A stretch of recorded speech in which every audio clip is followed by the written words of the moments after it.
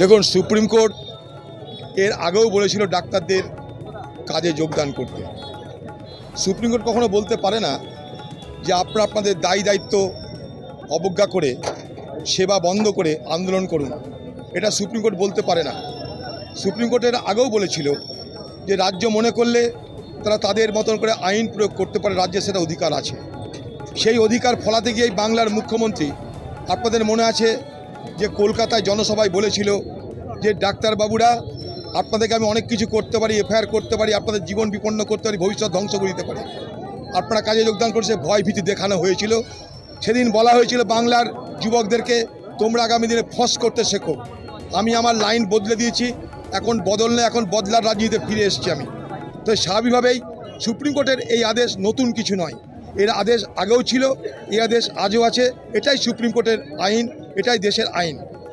ভারতবর্ষে যারা এই বাংলায় যারা আন্দোলন করছে জুনিয়র ডাক্তাররা, তাদের আন্দোলন যথার্থ, কিন্তু কথা হচ্ছে যে পশ্চিমবঙ্গ সরকার চাইছে সেই আন্দোলনকারী ডাক্তারদের সঙ্গে সাধারণ মানুষেরা সংঘাত তৈরি করছে।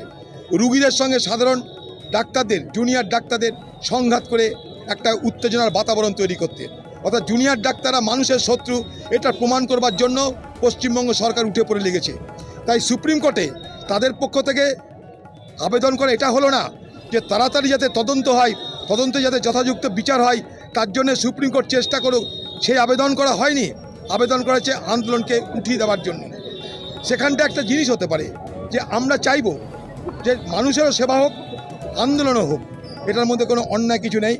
জুনিয়র ডাক্তার তারা এরা ভালো বুঝবে আমার থেকে, ডাক্তারি তারা আন্দোলনটা তারা করছে, কিন্তু কথা হচ্ছে সাধারণ মানুষের পরিষেবা দেওয়ার ব্যাপারটাও মাথায় রাখা দরকার। তাই আন্দোলন এবং সেবা এই দুটোকে হাইব্রিড করে করা যায় কিনা তারা এটা দেখতে পারে। মুখ্যমন্ত্রী বলছেন যে এবার উৎসবে ফিরে আসো, অভয় আর মৃত্যু কি তাহলে উৎসবে পরিণত হবে? মুখ্যমন্ত্রীর কাছে তাই হয়েছে। আমি তার জন্য একটু আগে বক্তব্যে বললাম যে সারা বাংলার মানুষ দুঃখী, সারা দেশের মানুষ দুঃখী, সারা বিশ্বের মানুষ দুঃখী যখন এই আরজিকর কাণ্ডের ঘটনায় একটা সাধারণ পরিবারের চিকিৎসক ছাত্রী খুন হয়ে গেল, ধর্ষিতা হলো। সারা বিশ্ব যেখানে দুঃখিত, সেখানে পশ্চিমবঙ্গের মুখ্যমন্ত্রী উৎসব করার মেজাজ চলে এসছে।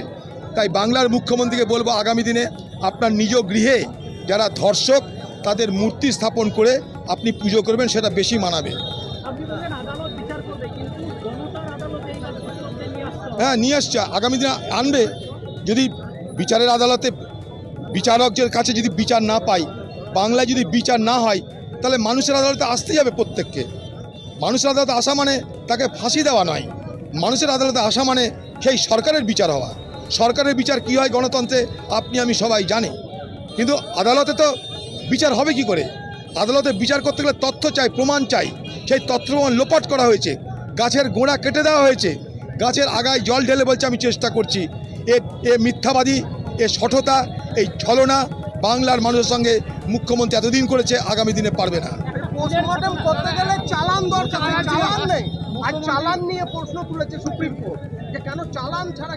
14 ঘন্টা পর এফআইআর হয়েছে, বুঝতেই পারছেন।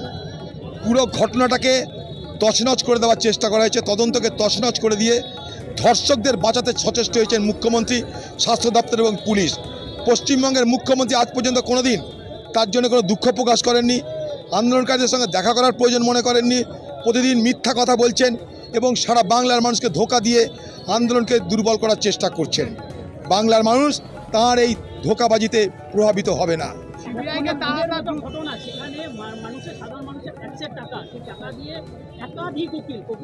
কোটি কোটি টাকা খরচা করছে ধর্ষকদের বাঁচাতে, এটাই বাংলার মুখ্যমন্ত্রী করে।